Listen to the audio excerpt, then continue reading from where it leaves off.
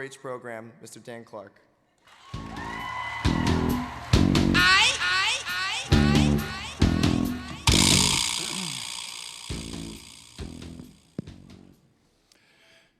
felt like I was at my own funeral. I have to apologize. My clothes have gone out of style just since you started that introduction. The only thing you needed to say is I believe in the mission of 4-H, and I love all of you so much. I've been the capstone speaker for 25 years in a row at 4-H Congress.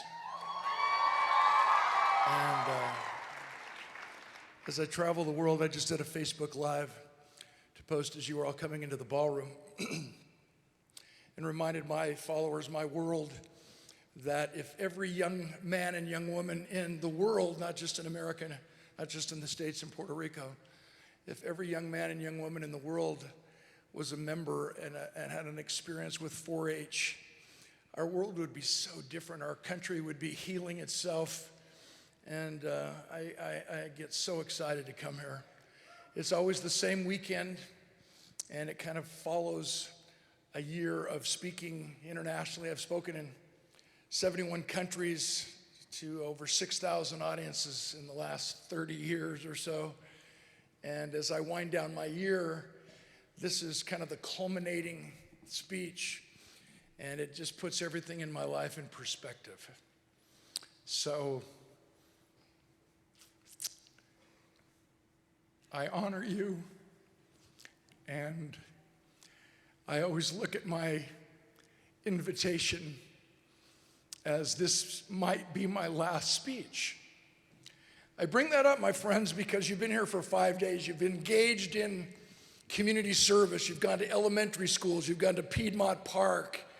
You've done so many different things that prove true what 4-H means when you put it into action. Too many times when you go into a corporation, into an office building, they will have their core values on the wall. And every single person in that company is responsible to know what those core values are, and they talk about them every once in a while in a meeting. But most people don't live those core values, and that's why it's so exciting for me to interact with 4-H and to come here, slide in last night. I've been flying from snow. I live in the mountains of Utah. It's about 12 inches of snow in my front yard, and I went to the airport and flew into Atlanta hoping that it would be warm, and that was a joke. And coming here from my world and just sliding into the dance last night and watching how engaged you were. How many of you think that speed meeting is one of the great experiences of your entire life? So in 3 minutes, you have a chance to sit across from someone perhaps that you've never met, that is not in your inner circle of friendship, that you would never talk to on a regular basis in your school, and yet you come to 4-H, and in a 3-minute experience before Dr. Stewart blows the whistle, if you will, and you move 2 seats down to interact with someone else you've never met. How many times do we do that on a daily basis and go to people who are less fortunate than we are? We go into a cafeteria and someone's sitting alone, and you have an opportunity to go in and say hello. You have an opportunity to smile at someone who's down, walking towards you in the hallway. And maybe that smile is what keeps that person from ending their life at the end of the day. What you have an opportunity to remind yourself about in a 4-H Congress is what 4-H really means when it's put into action. So in the 4.5 hours that I've been asked to speak this morning, my desire is to do nothing more. That was a joke. Apparently you didn't think it was very funny. I want to take you on an emotional roller coaster ride. I just want to share some stories. And as an outsider, I want to highlight from what I've learned in all these years from 4-H. I want to highlight your 4-H's with stories so that when you leave this magnificent Hyatt hotel that you'll never be the same. So when we start talking about head and we see Dory up on stage and she sings one of my favorite songs, and my youngest daughter is a big-time dancer. She dances for Meghan Trainor, Gwen Stefani. She's just with Dua Lipa down in Australia and just headed to Japan. One of her best friends and a great family friend was one of the dancers for Whitney Houston. And he's from New Jersey, great guy, great friend of mine, great family friend. And I remember going to a Whitney Houston concert maybe 3 different times and having her ignite the audience and blow our minds with her voice and her raw talent. And Dory, she sang that song so perfectly, Wherever You Are. I just want to make sure you remember me when you're rich and famous. I've said that to another young lady this morning. But having Dory sing that song reminded me of a story that I really want to use to start focusing in on your first H, head. Ask yourself, who are you? What do you believe about you?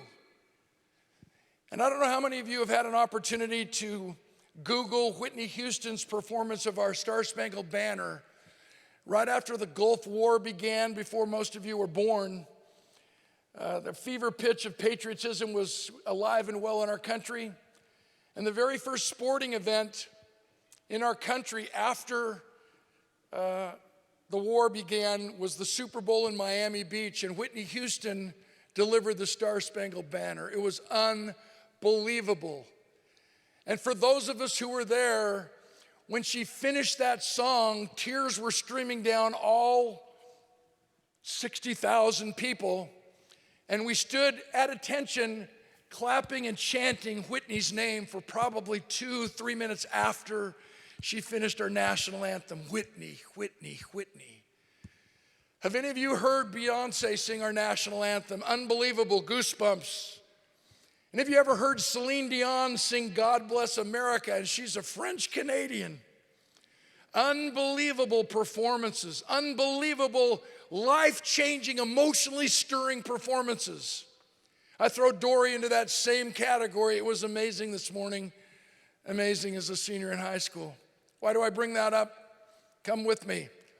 I'm the keynote speaker at a national convention in San Francisco, California. I'm in the front row. The seat next to me is vacant. The CEO of the corporation is up on stage talking, and he's kind of a pompous windbag. It's not going really well because he thinks he's all that in a bag of chips.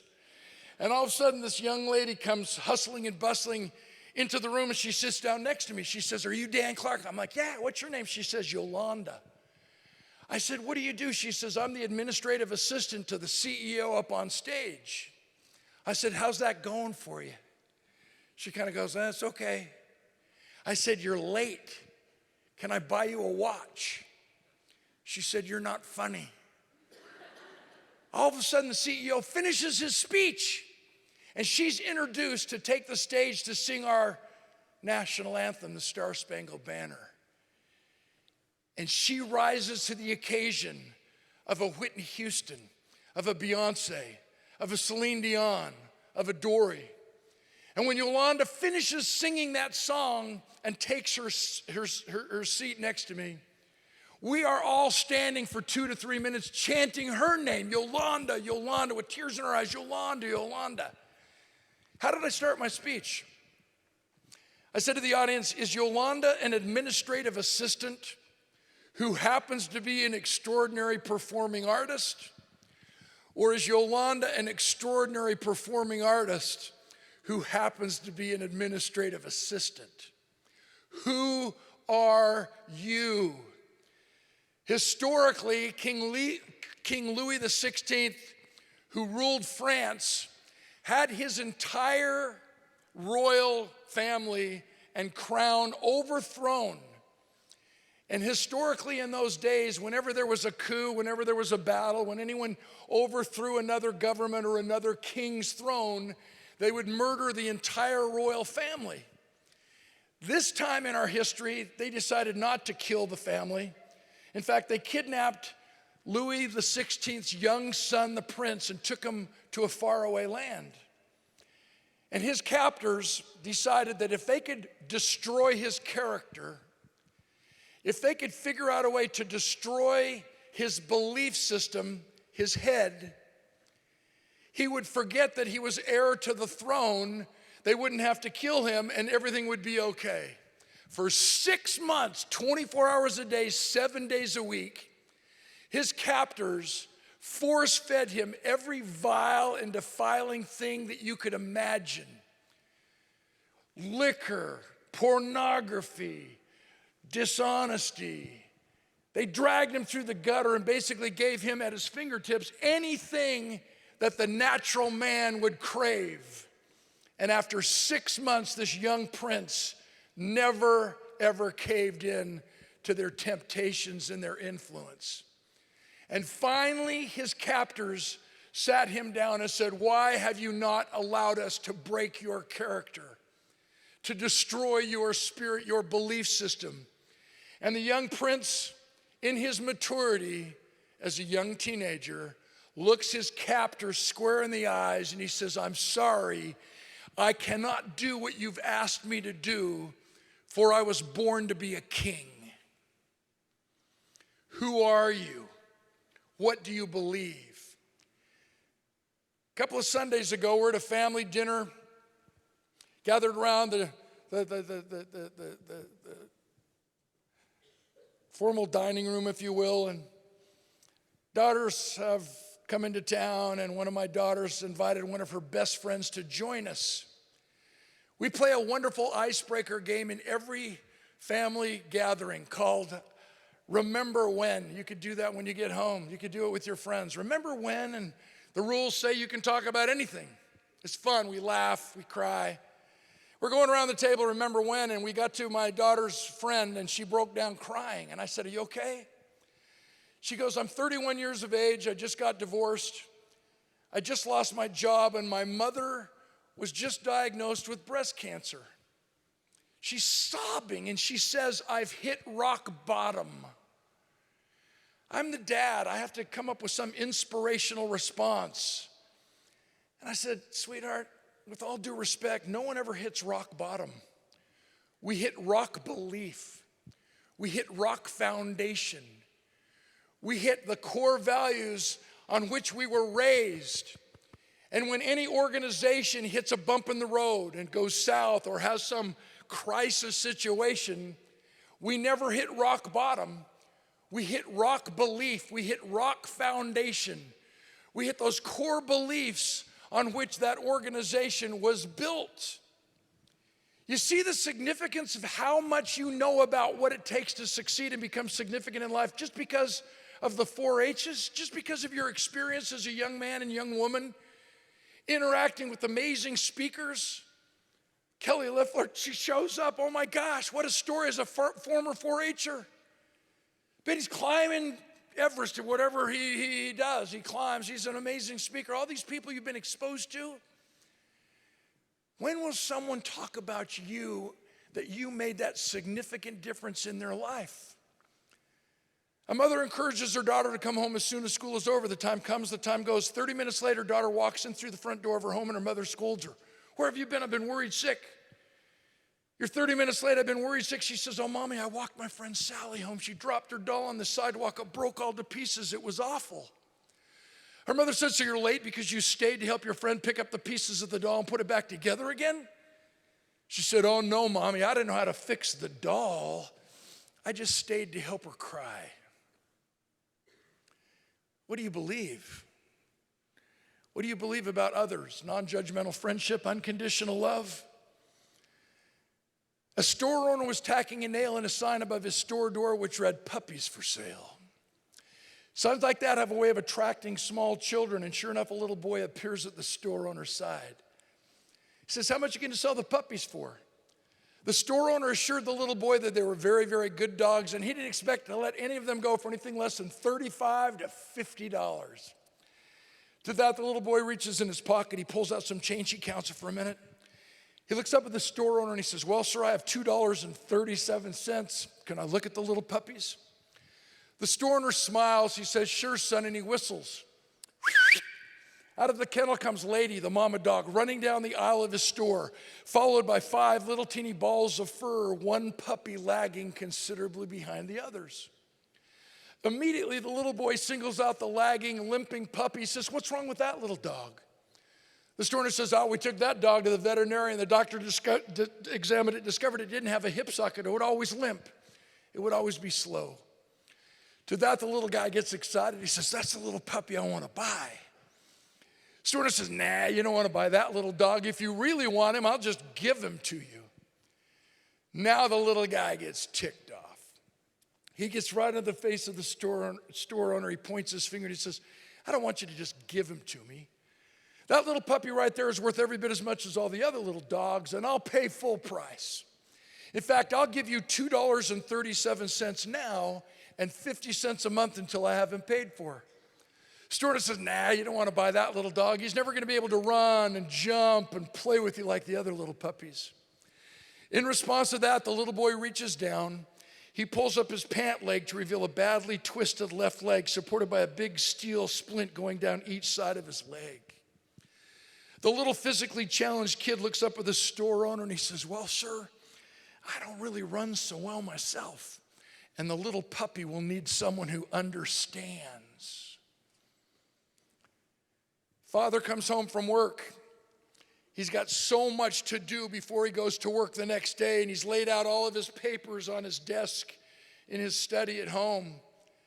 And his little boy comes running in, Daddy, Daddy, welcome home. Will you play ball with me? I've been waiting all day. Will you play ball with me?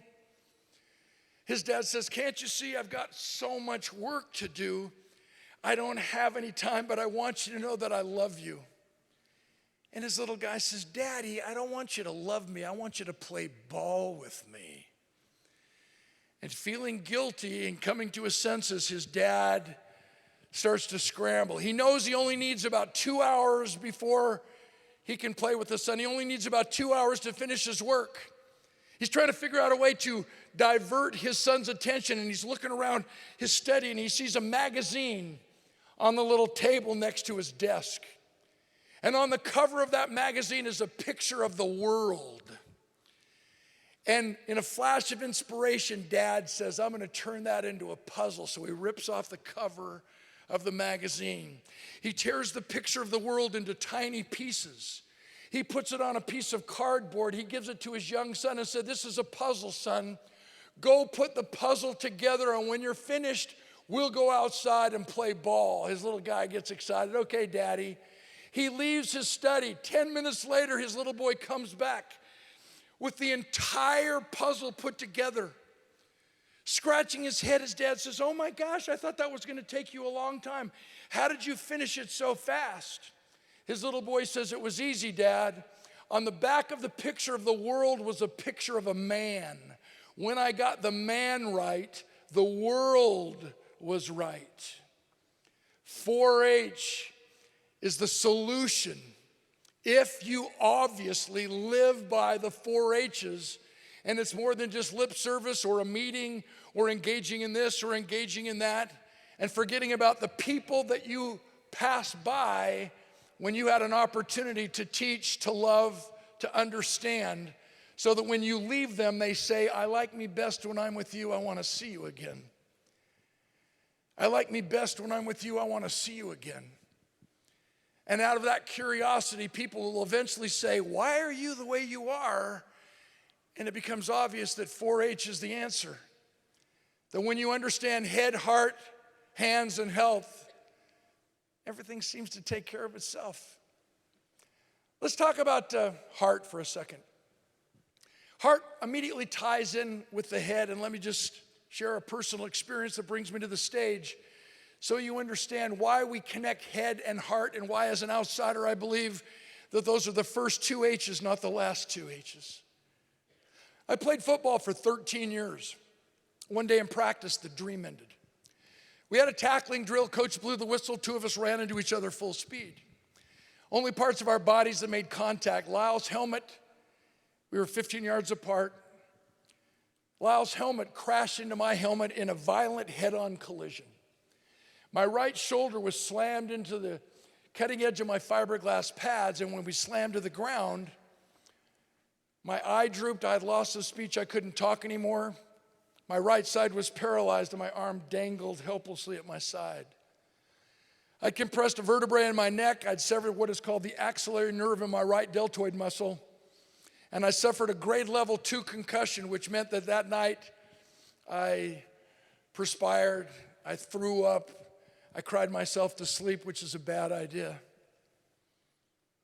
Fast forward, I stayed paralyzed for 14 months. I went to 16 of the very best doctors in all of North America. 15 of those 16 doctors told me I would never get any better. Have you ever heard that? What happens if you believe it? You never get any better.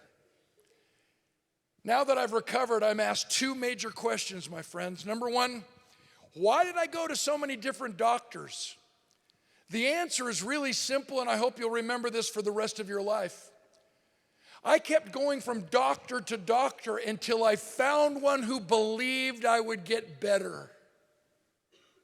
That was number 16. Now that I've recovered, the second most frequently asked question is, if you were going to get better, what took you so long? When you leave the Hyatt today and you commit to being a little bit better today than you were yesterday, to your theme, going beyond, how powerful is that? What are you going to do next? Think about time for a moment. Today you've never been this old before. And today you'll never be this young again. So right now matters, and every right now matters. Which means no matter what your past has been, you have a spotless future, which means you can't always control what happens, but you can always control what happens next. Are you with me? I stayed paralyzed for 14 months because I was asking the wrong questions. I was asking the doctors how to get better when I should have been asking myself why. Why should I do this?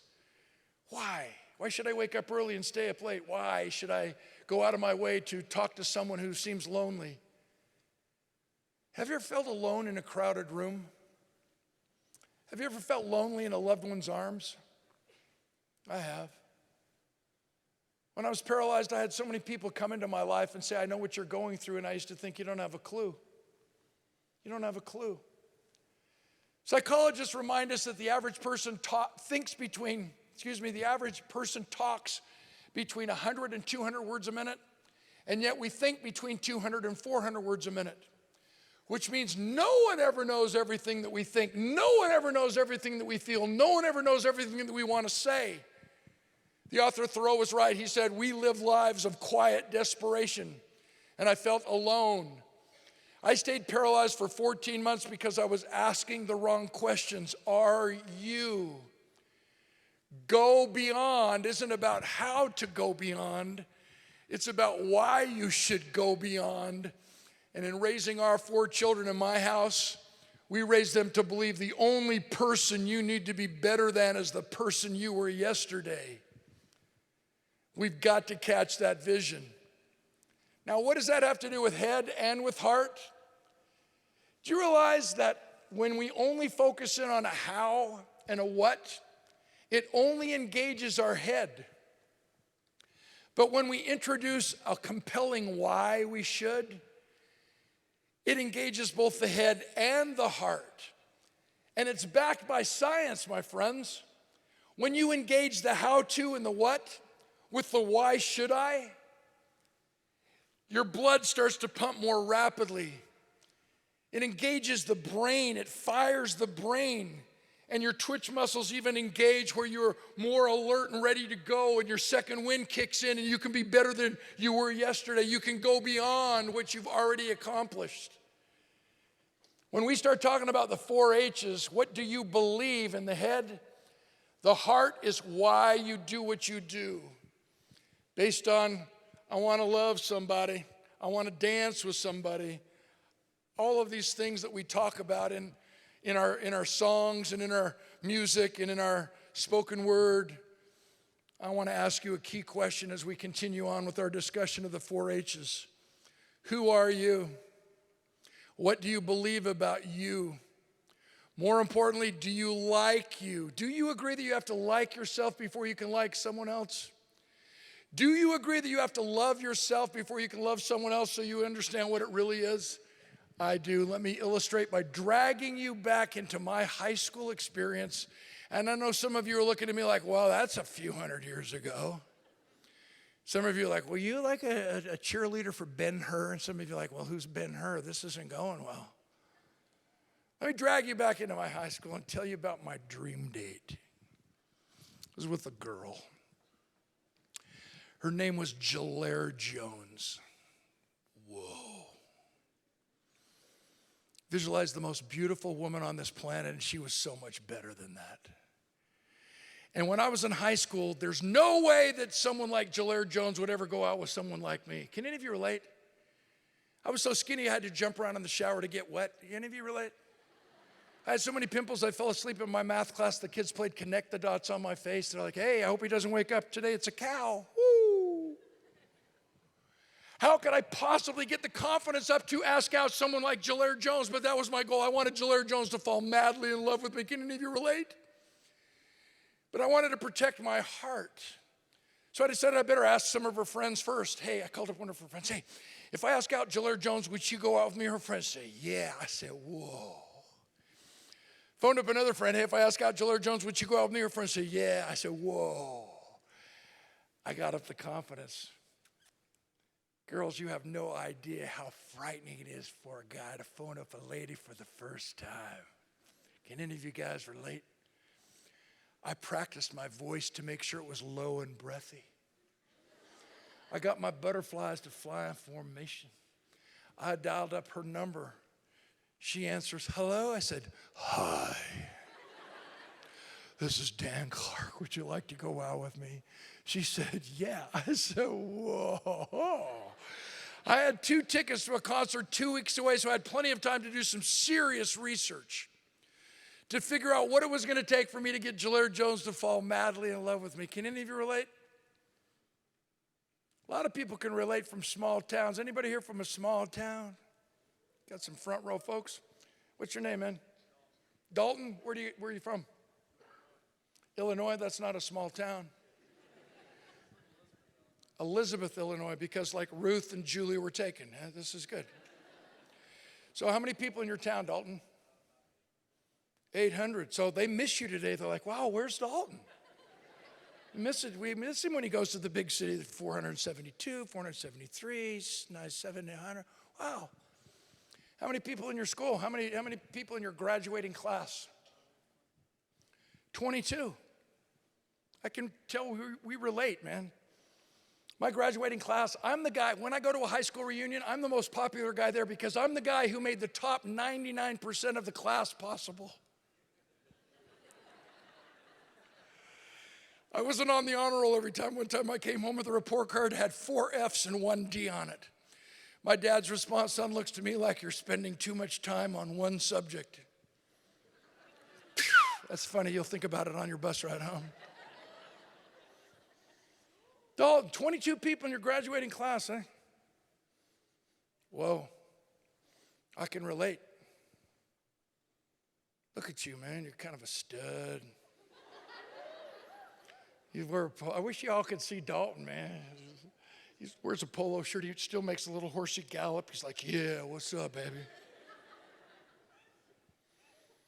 I did some research. I found out Jalaiah Jones' favorite color was peach.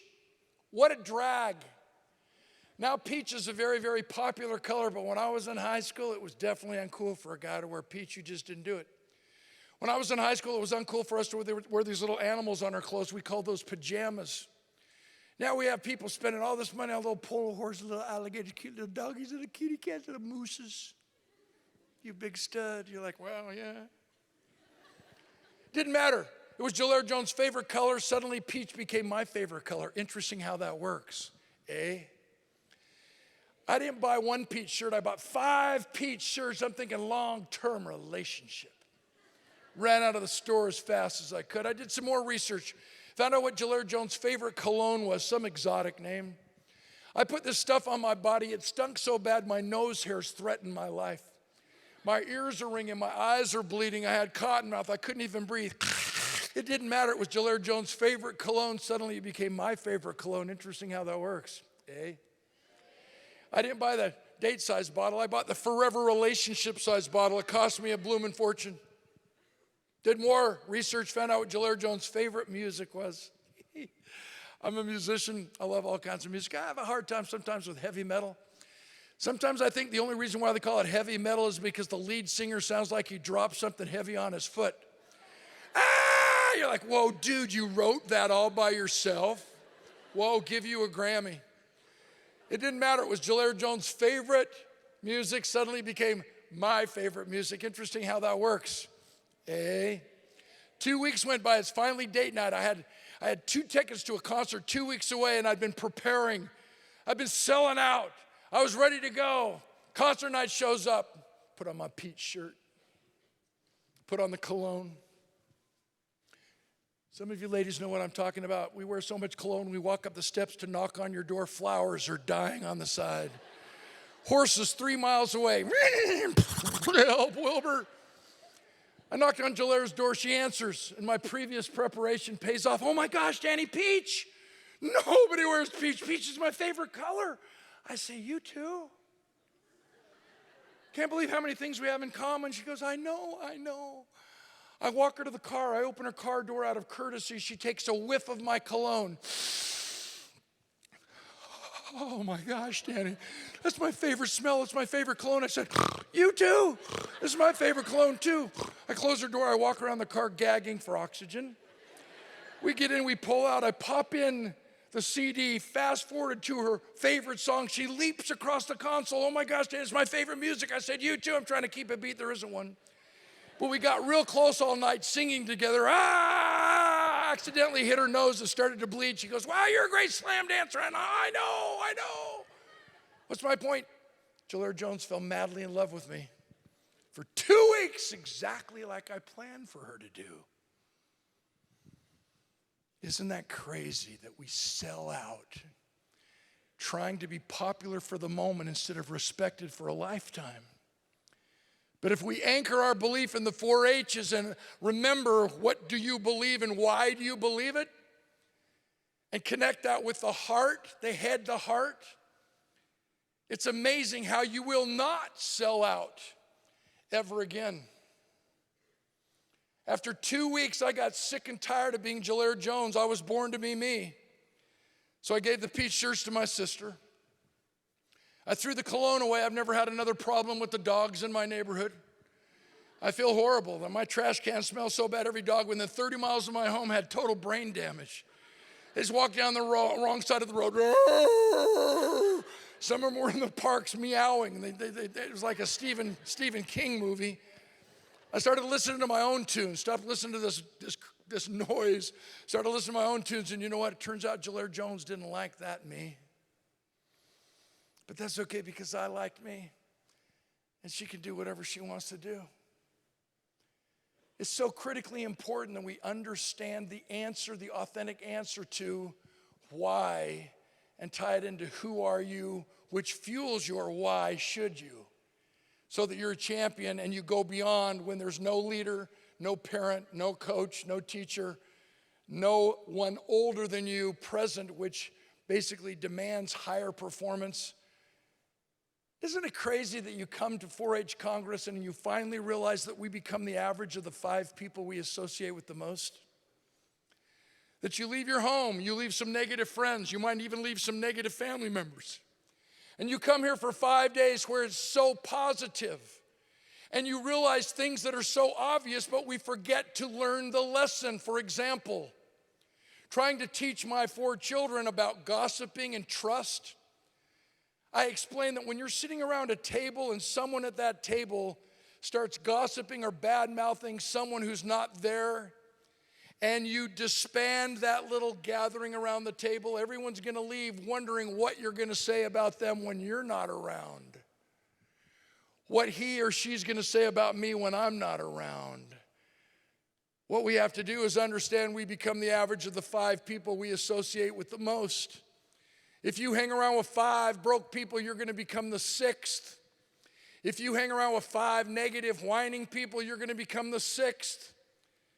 You put a hard-to-catch horse in the same field with an easy-to-catch horse, most of the time you end up with 2 hard-to-catch horses. You put a healthy child in the same room with a sick child, most of the time you end up with 2 sick children. Moral of the story, to be disciplined, healthy, and significant, we must be willing to pay any price and travel any distance to associate with extraordinary human beings.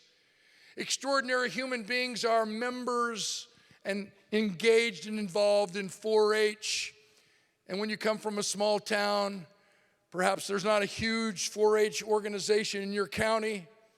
You have a hard-working extension agent. You have all the access to all the programs. But isn't it wonderful to come to the Congress and see how many hundreds and hundreds of young people who actually think like you think, believe what you believe, and are willing to leave here committed to changing the world 4 H's at a time. Let's talk about hands. Hands, to me, it's about taking action. It's about getting involved. Let me just share probably the most important message I can share with you. I was invited into the Reagan White House back in 1983, obviously before you were born, to take Mrs. Reagan's Just Say No program, her Positive Choices program, to all 50 states. That's why it's fun for me to engage with you and ask you where you're from. And I have to milk a little more because you always identify as a 4-H'er your county. And then I say, okay, what's the city closest to, so I can kind of get a geographic understanding of where you're from. But there's a really good chance that I've spoken either in your high school or in a high school close by because it wasn't built at the time. Between 1983 and 1989, I spoke in thousands and thousands of high schools in all 50 states. And during that period of time, my friends, we also had a suicide epidemic, which is raising its ugly head again in our country. Every single one of us have been affected by a suicide by either a friend, a family member, or someone we've heard of. And in a limited amount of time on this stage as your capstone speaker, I want to talk to you. I was flown into Plano, Texas, the Beverly Hills of Dallas. They had 6 suicides in their high school in one day, 7 in the same week. I was flown into the shore of New Jersey, Jason, Asbury Park, Long Branch, Ocean Township, very affluent area, Bruce Springsteen, Diamond Dallas Page, John Bon Jovi. They had several suicides in a day and a half. I was flown into Dubuque, Iowa. I won't tell you the name of the high school. In the 30 days prior to me coming to their school, they had 100 suicide attempts. One young lady completed her suicide, died, and the rest survived. I was flown into town with a woman by the name of Charlotte Ross from San Mateo, California. She was the national co-chairperson for suicide prevention. She had written the book. She was doing the talk show circuit. So she was in charge, and I was the speaker. And we came into that school in Dubuque, Iowa, and she took charge. And we divided the 2,000 students in half, and she took 1,000 into the theater area. She did the left brain cognitive psychobabbling, science-based neurotechnical stuff about what happens when you do this and where the cannabis goes in your fatty tissues, blah, blah, blah, blah, blah. I took the other half of the student body, the 1,000 students, into the gymnasium, and I did the right brain touchy-feely, laughing, crying, emotional storytelling stuff. We swapped audiences, tried to repeat our performance to the best of our ability, and at the end of the day, we interviewed every single one of these 100 students, 99 students who had attempted suicide and survived.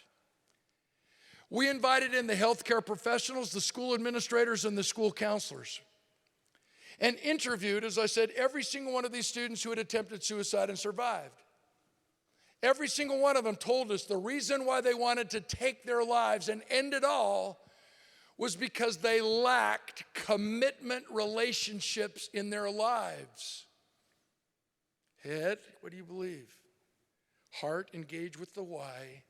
Hands, it's about time we took action on what we really believe.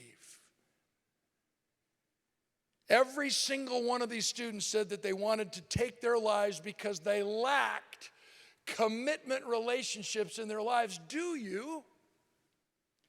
What's a commitment? A two-way deal. When you say what you're going to do and I say what I'm going to do, there's no commitment. When you do what you say you're going to do and I do what I say I'm going to do, a commitment is formed, and when the water in the lake goes up, all the boats rise together. Are you with me? Do you agree?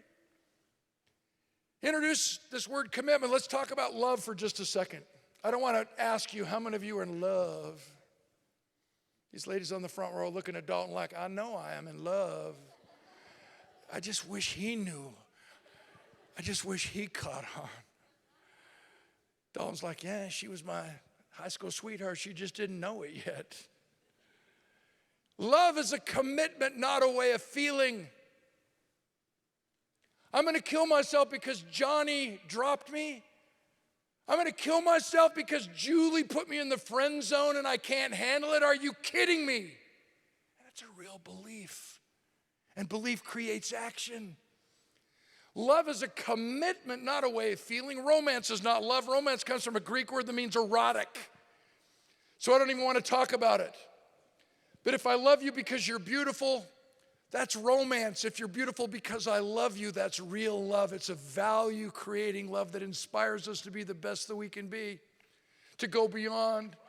And yet, how many of us confuse love, commitment with romance, emotion? What have we said our whole lives?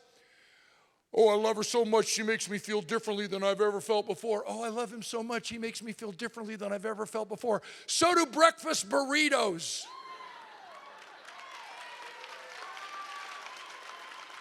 If you think you're in love, just maybe you need a long, cold shower and a box of Rolaids. What's my point? I love you means absolutely nothing unless we back it up with action. Commitment relationships are so critically important, and you learn them through 4-H. And I challenge you to live by commitment relationships, ongoing, going beyond what you have, increasing your circle of influence because you can. You're ambassadors of what fixes everything. 4-H, 4-H, 4-H. Let me just share something that I learned from this experience that I want you to remember for the rest of your lives. As we interviewed every single one of these students who had attempted suicide and survived, every single one of them taught us about love through commitment. And here's what we learned through that experience. I love you. It sounds wonderful and we love to hear it, but it does not create action. The 3 most powerful commitment-oriented words in this world are not I love you, regardless of what movies and music try to condition us to believe. The 3 most powerful commitment words in this world are I need you. To illustrate, I got into music in a very interesting way. I've written songs forever and never had the courage to sing in public until one of my good friends, Jeff Soderbergh, decides he's going to get married. He phones me up, Clark, will you write a song for my wedding? I said, sure. He said, will you sing it? I said, no. In the next few minutes, he convinced me that we were best friends, that we went back a long ways, that it would be cool if I participated with him in his special day. He basically made me feel important. Most people love to feel important. In fact, most people try to act more important than they really are. That's why we have so many people driving around with trailer hitches on their cars and they don't even own anything to pull. They're like, whoa, she's got 2 of them, must have a boat and jet skis, follow her. I said, all right, I'll do it. I practiced and I prepared. Finally, his wedding reception rolls around on the calendar. And he calls me and goes, Clark, the band just called and canceled. Could you prepare about 40 or 50 songs to play for the whole wedding reception? I said, no. He said, I need you. What a jerk. Had he said, I love you, I'd have said, I love you too, man. Here's the number of a band. But he made me feel like I was not just good, I was good for something, that my little weird-shaped puzzle piece really did matter. It really did fit, that I could make a significant contribution. I couldn't turn him down. I don't think any of you could have turned him down either. So I massively put it into action, practiced, prepared. As I said, his wedding reception finally rolls around on the calendar. He makes a big deal out of my first little love song. Everybody gathers around, sat on my stool, played my little song. Everybody's crying. They disperse, start to have their refreshments, start to socialize. I sang the first song out of the 40 or 50 songs that I had practiced and prepared, and all of a sudden the band shows up. Miscommunication. Now, I'm not foolish. I don't want to sit on a stool and sing all night. I want to eat like everybody else does. So I gladly helped the band set up all of their equipment. Now think about this, my friends. When I arrived at that wedding reception, I arrived with the attitude in mind that I was needed. I would have stayed till 4 o'clock in the morning if necessary. I would have waited tables. I would have swept the floor. Someone spills, I wouldn't have waited for a custodian. I had ownership. Give me the mop, I'll clean it up. I would have sung 100 songs if necessary. I'd have made some up. on top of Old Smoky, all covered with snow. I lost my best bird dog by aiming too low. We would have had a motivational extravaganza. Second, the band shows up. Realistically, I am no longer needed, so why hang around? And I left the wedding reception. Please remember this. That is the message coming through loudly and clear from all of these young people, all of your generation, all of my generation.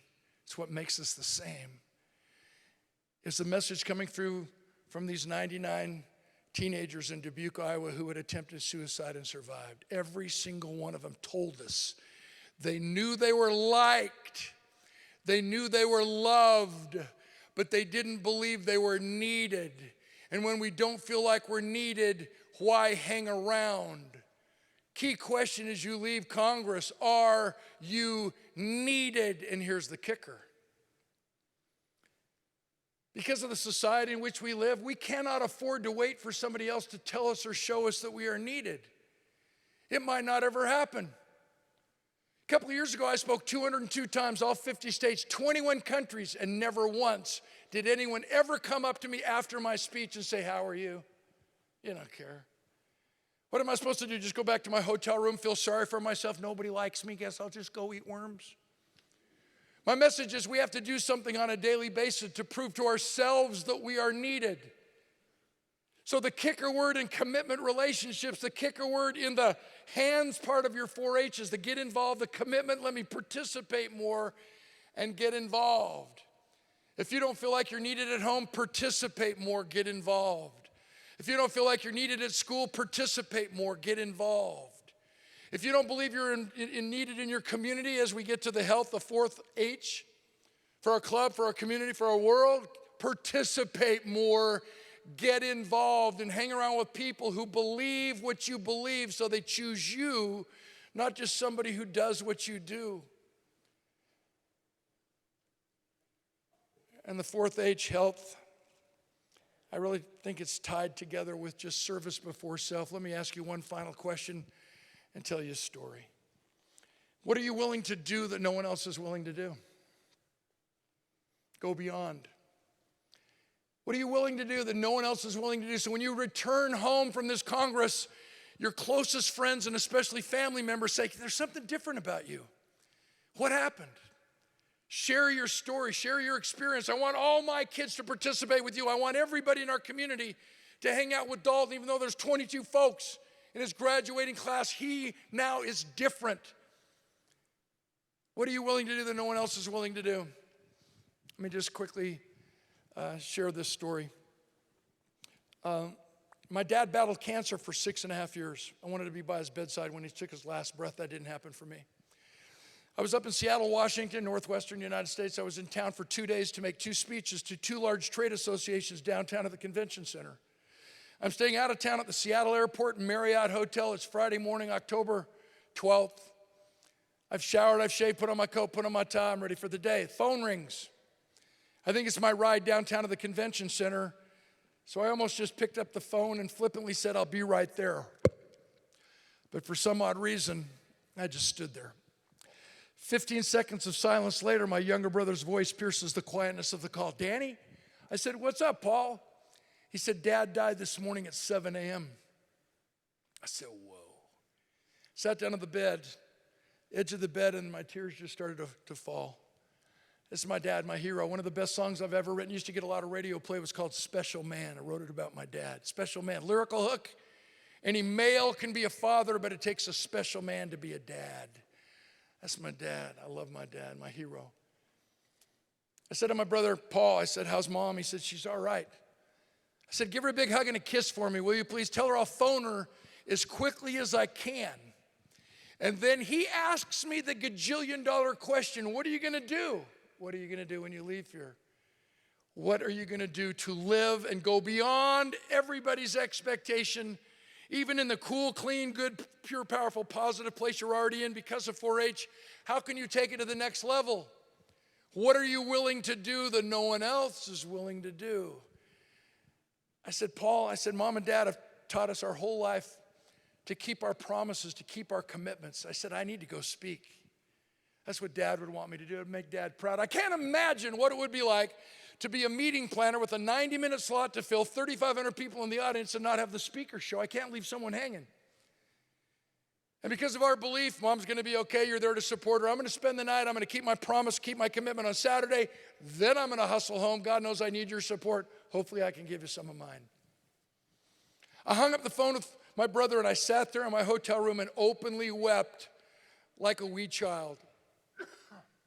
My hero gone. 15 minutes later, the phone rings again. It is my ride. I tell him I'll be right down. I go into the washroom, I splash some water on my face, try to freshen up to the best of my ability. I leave my hotel room and I get on the elevator. And as the elevator doors start to close, the corner of the bellman's cart nudges its way through the opening and the doors, bing, back open. And on the elevator comes this way overzealous psycho bellman. I'll never forget him as long as I live. He's pushing this runaway cart onto the elevator. Woohoo! Forces me back to the right rear corner of the elevator. And I assume the elevator position. Doors close, we start going down. And he is relentless. Whoa, did you see the beautiful sunshine? He said, I've lived up here in Seattle, Washington, 15 years, rained every single day. You must have brought the good weather with you. How you doing? I said, I'm fine. You know when someone's been staring at you for a while and you don't even have to get eye contact, you can just kind of feel it, kind of sense it. All of a sudden he says, hey, mister, you're not fine. You've been crying. I said, yeah. I said, I just found out my dad died this morning and I'm really sad. He said, whoa. Elevator comes to the lobby. The door's open. He goes his way. I meet my ride. He drives me downtown to the convention center. I'm introduced and I make my speech. I had to dig deeper than I'd ever dug in my whole entire life to make that speech. But remember, you can if you think you can. If you believe, if you know why you should. I got to the end of my speech and I said to the audience, I'd like to conclude with a little song from one of my albums. And I said, the reason why I want to sing this little song is because my dad died this morning and it's the first time he's ever heard me sing it in public. And again, I dug deeper than I'd ever dug and maybe sang the song better than I'd ever sung it. I concluded my speech and I had the driver take me to the Seattle Aquarium. Am I now a hypocrite? Did I not a few moments ago encourage us to get the courage up, the guts to run towards the sound of the guns because of our belief? This is the right thing. I need to stand up to adversity. I need to do the right thing. Adversity introduces us to ourselves. No one will ever know how strong you are until being strong is your only choice. Isn't that the message I'm trying to share? And now I'm saying I can't handle it? Take me to the aquarium? No. I had the driver take me to the Seattle Aquarium to create a meeting. You see why I believe in Congress? See why I appreciate the opportunity of being the closing speaker for 25 years? Because in a meeting, in a Congress, you get away from the distractions of family and friends and the deadlines of school, where you can ask better questions, get better answers, have an emotional experience, hear incredible former 4-H'ers as their speakers, engage with other extension agents, other chaperones, have a dance, have a speed meeting, do community service, meet people you will never meet before who think like you think and believe what you believe, and leave going beyond what you've already accomplished or believed or have believed in your life. How cool is this? So I'm at the aquarium watching the fish swim. I'm watching the otters float on their backs. They remind me of some of the offensive linemen I used to play football with. And that's when I coined some of my more famous phrases that have been kind of stalwart pillars of strength for me in times of trouble. Pain is a signal to grow, not to suffer. Once you learn the lesson the pain teaches you, the pain goes away. So in life, there's no mistakes, only lessons. It's pretty good. Crisis does not make or break the man or woman. It just reveals the true character within. Who are you really? You never know what's inside until you're squeezed. I could go on and on with some of my favorite quotes. Having learned life lessons and come to grips with my mortality, I had the driver take me back to the Seattle Airport Marriott Hotel, and here's where you come into my story. Here's where you come into my remarks today as your closing speaker. I walk into my hotel room, and there on the dresser of drawers is a basket of fruit. And it's not your basic basket of fruit that's been delivered from the hotel gift shop. We've all seen these little color cellophane, little bow, little sterile stamp card. They never get our names right. Thanks for staying with us, Sergio. This was the coolest gift I'd ever received. It was a broken, smushed basket. One side was completely caved in. It looked like it was someone's second thought, maybe after hours, no resources available, but they still wanted to make a difference. Can any of you relate? I can see this hotel employee walking through the lobby. They look in their garbage bin. They're like, oh, whoa, that's too good to throw away. That would be really proud of me. Do more with less. They retrieved it and took it to my room. Whoever delivered the basket of fruit to my room was into presentation because they turned the broken, smushed part of the basket towards the wall. Whoever delivered it obviously walked past that big fake tree in the lobby, yanked off one of those fine plastic leaves, stuck that plastic leaf in front of the broken, smushed part of the basket. In my basket of fruit, there was a tomato and a big giant carrot and a handwritten card that said, Mr. Clark, I'm sure sorry your dad died. I'm supposed to get off work at 5 o'clock. I've asked to stay on all night long so I can be here just for you. Room service closes at 10 o'clock. The kitchen has agreed to stay open all night long so they can be here just for you. If you need anything, just call and ask for me. Signed, James, the bellman in the elevator. He's not the only guy who signed my little card. Every single hotel employee that night at the Seattle Airport Marriott Hotel signed my card. I still have it matted and framed, hanging on my office wall to this day. Let me debrief. Here we have the youngest person in the entire employee payroll who seemingly gets it. Gets what? Service before self is what it's all about. If you live by the 4 H's, you figured it out. Someone else in 1920 came up with 4 H's that quantify what we need to believe and act upon to become the good, clean, pure, powerful, positive, whole, best person on the planet we can possibly be. Here we have the youngest person in the entire employee payroll who seemingly gets it. Age has nothing to do with leadership or becoming the best that you can be, going beyond. Here we have the lowest paid person in the entire employee payroll who seemingly gets it. Guess what? Money's never a motivator. What motivates you to make a difference? And the last thing I learned from this 18-year-old man, there's a difference between growing older and growing up. If you're 16 years of age and lie in bed for 1 full year and don't do anything, complain, whine, gossip, you're going to turn 17 years of age. Big whoop. If I'm 60 years old and I lie in bed for 1 full year and don't do anything, I'm going to turn 61. Big whoop. What we have to do is focus in on what's right and do it when we can, why we can, because we can. And the last thing I learned from this young 18-year-old man is loyalty. Every single time I speak, I'm always relegated to stay at the hotel property where they have the meeting. Hyatt loves you. I love talking to the general manager. I love talking to the housekeepers. I love the competitions that you have for clean rooms. There's not another hotel on the planet who would willingly welcome and actually beg for a convention, a conference of high school and college students. Look what reputation you've created in this hotel, in this city, and around the world. And every single time I speak in a hotel like this, I notice how posh it is. The towels in my room are so fluffy, I'm having a hard time getting my suitcase closed. Are you finding that? Now Dalton's not laughing anymore. He's like, man, how did you know, man? When I check out, I hope they don't see this robe underneath my jacket. Just kidding. Every time I speak in Seattle, Washington, I always stay at the Seattle Airport Marriott Hotel, even if I'm not staying there and there's a convention there and I have to rent a car and drive an hour and a half at my own expense and my own time. Why? Because one young man stepped it up when I needed it most. And in that process of service before self, he proved to himself that he was needed. He literally saved that day for me and made my life different because of him as an individual. So in closing, I just challenge you. I challenge you to believe in you, the power of one, to go beyond. I had an opportunity to soar to the edge of space. For 5 hours, I sat in the sounds of silence at 90,000 feet above the Earth's surface, where you see the curvature of the Earth, gazing into the endless blackness of the universe, pondering eternity and where I fit in.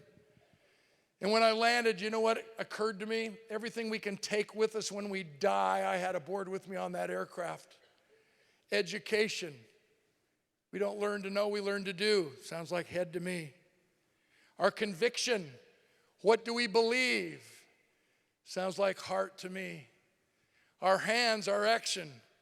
Our character. It's what we do when we get knocked down that proves who we really are. You never judge a man when he's up, you judge a man when he's down.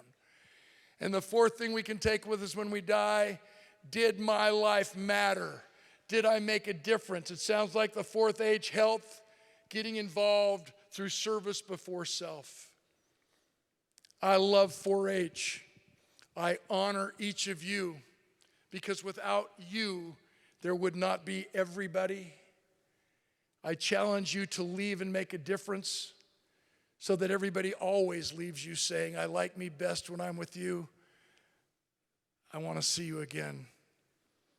Together we rise and go beyond anything we've ever done because of the 4-H's in 4-H. It's an honor for me to be here. God bless you. And do me a huge favor. I just got a challenge yesterday to invite all of you to follow me on Instagram. Dan Clark Speak. It's pretty simple, and we'll figure out some ways to get you some of my books or something for free downloads, whatever I can do. I really want you to know what an honor it is for me to be here. Again, please follow me. Even if only 2 of you do, it increases my number from 9. Being an international superstar, it'd be cool to get to double digits. I love you. God bless you, and you have a safe trip home.